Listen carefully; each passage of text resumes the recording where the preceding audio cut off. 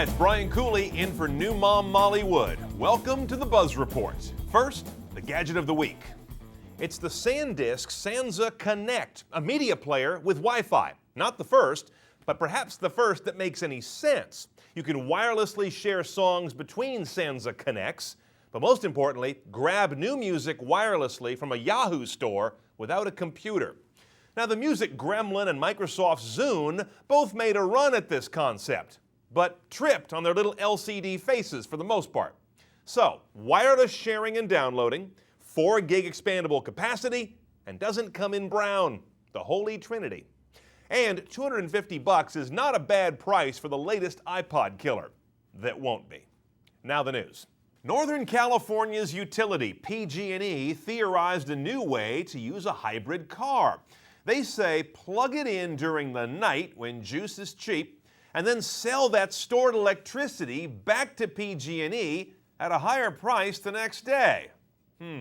Well, these masochists are the same folks who gave Silicon Valley the rolling blackout, so we just kind of tolerate them like a crazy uncle. An idea I did like, though, was to use your hybrid car to power your house during electrical outages. Now, tomorrow's plug-in hybrids could actually do that. Yeah, they laughed when you bought that little ugly Prius, but they'll be crawling up your driveway like a supplicant when the big one hits and you're the only folks on the block who aren't eating cold soup served up with stone tools. An odd piece of pop psychology crossed my desk this week. Nielsen Media Research claims they can determine your personality based on the brand of cell phone you own. Nokia, for example, means you're family-minded, probably a middle-aged manager, health-conscious. That's the life of the party. Motorola means fashion-conscious, under 24, fun-seeker. Yeah, they're the ones whose calls you always have to overhear. My Trio 700P wasn't on the list, but I can tell him what it means.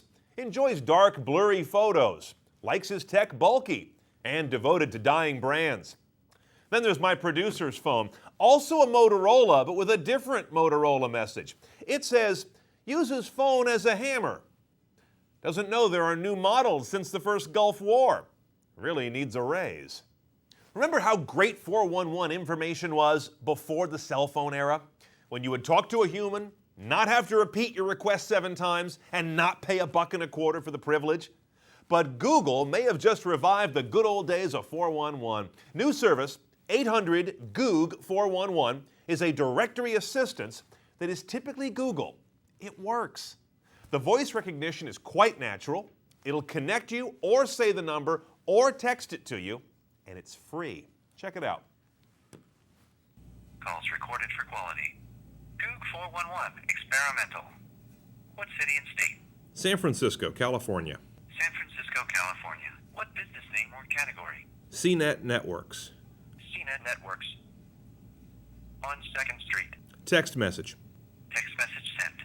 I'll connect you.